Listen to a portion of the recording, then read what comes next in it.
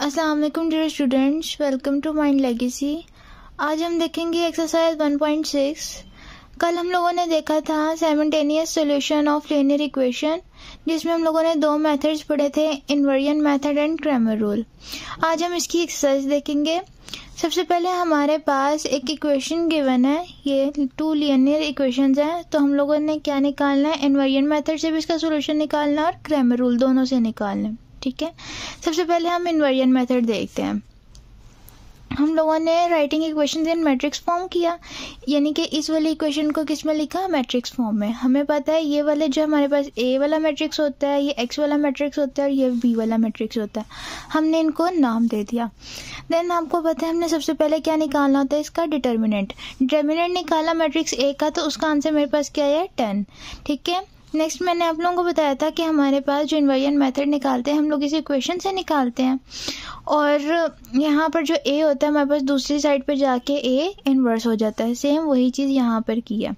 आपको पता है ए इन्वर्स निकालने के लिए सबसे पहले हमारे पास दो चीज़ें चाहिए होती हैं, एक एडजॉइंट ऑफ ए और दूसरा matrix of A, determinant of A. Determinant of A हमने निकाली, अब हम क्या निकालेंगे, एडजॉइंट ऑफ ए।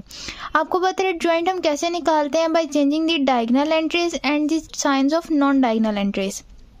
सो इसमें भी हमने यही काम किया। तो नेक्स्ट हम देखते हैं ए इनवर्स। एडजॉइंट ऑफ ए ऊपर रखा, नीचे उसको उसके डिटर्मिनेंट से डिवाइड किया।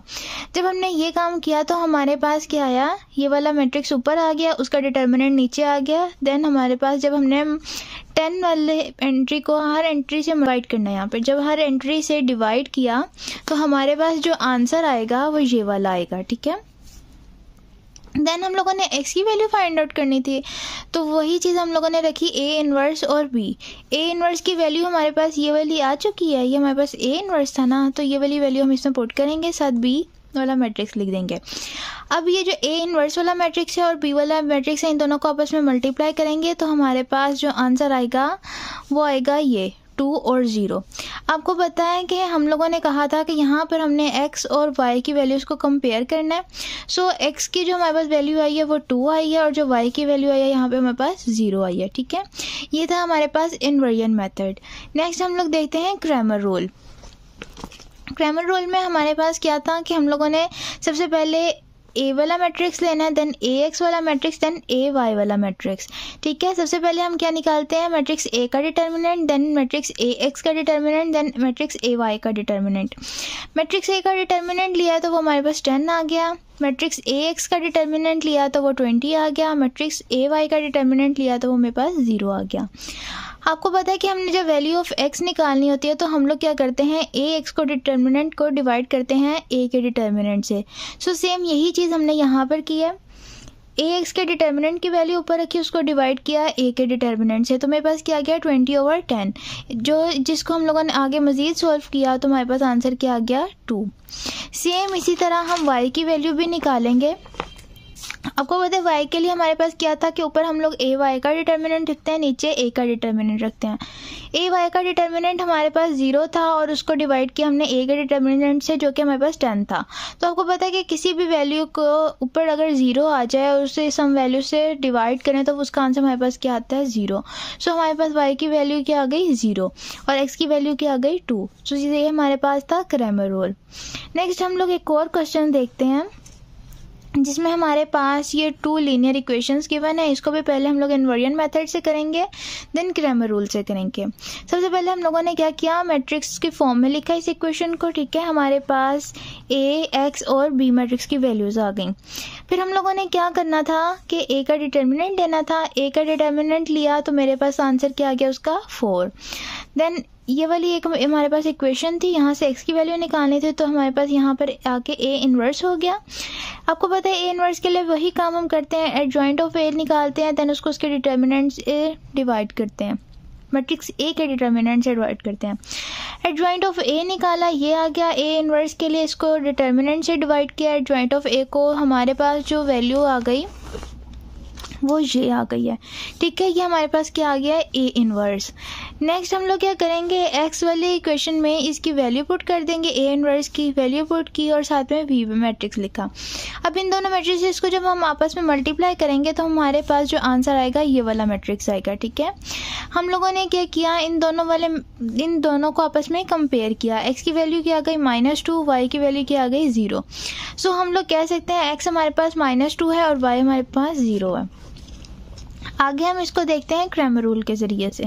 ठीक है, उसमें हमारे पास एक ये जो हमारे पास दो लीनियर इक्वेशंस थी ये आ गई। देन हमने ए वाला मैट्रिक्स लिखा, ए एक्स वाला मैट्रिक्स लिखा, ए वाई वाला मैट्रिक्स लिखा।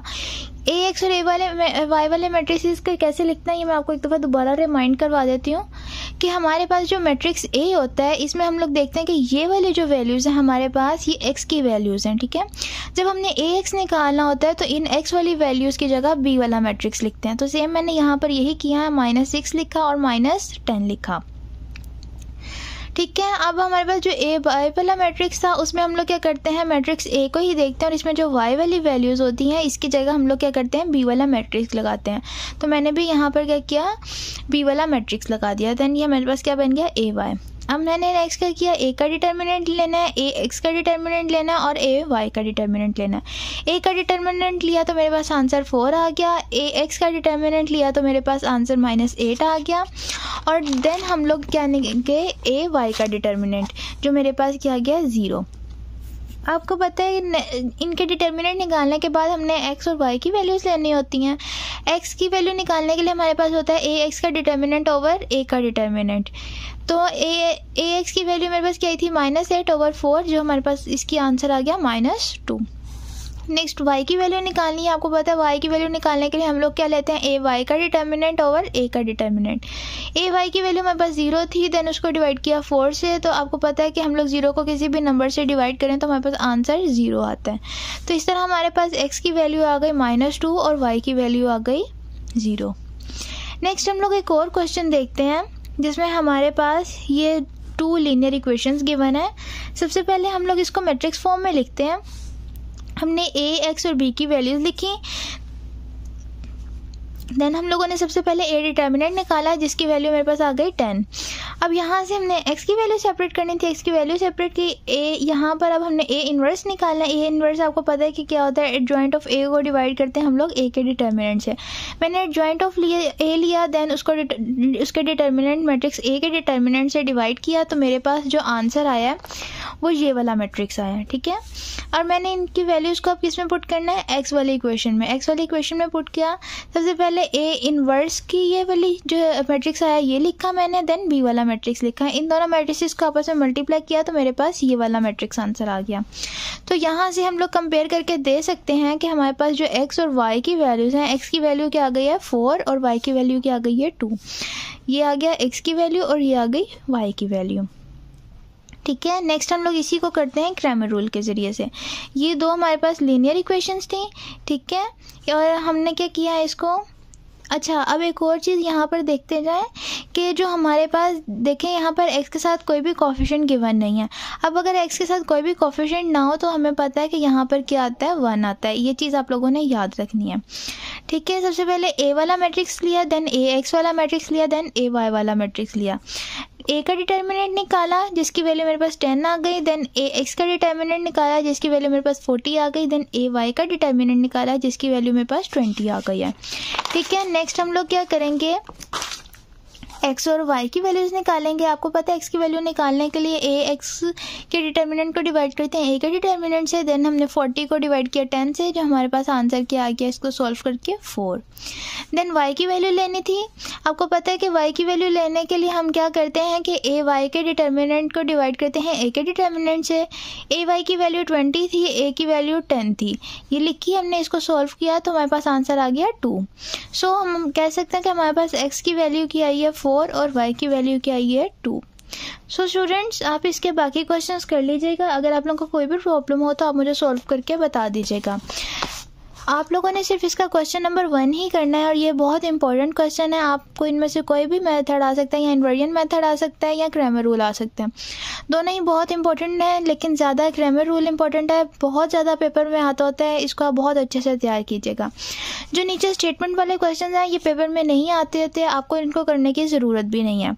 सो क्वेश्चन नंबर 1 आप लोग सॉल्व कीजिएगा। कोई भी प्रॉब्लम हो आप मुझे ज़रूर कमेंट करके बता दीजिएगा। बहुत शुक्रिया।